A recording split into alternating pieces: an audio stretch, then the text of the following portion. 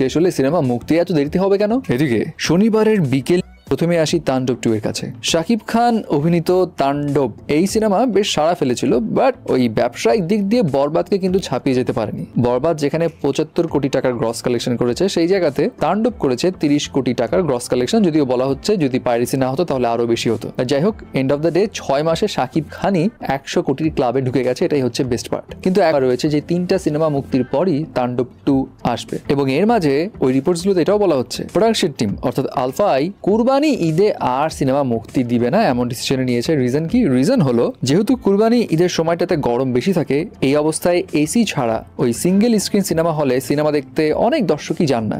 যাই হোক, ঈদুল ফিতরে যে তাণ্ডব 2 মুক্তি দিবে ঠিক আছে, বাট ঈদুল ফিতরে কিন্তু শাকিব খানের ডিফারেন্ট প্রোডাকশনের কাজ করা সিনেমাগুলোও কিন্তু মুক্তি দেওয়ার একটা অপশন থাকে। এখন আবার এটা না হয়ে যায় শাকিব ভার্সেস শাকিব ক্ল্যাশ।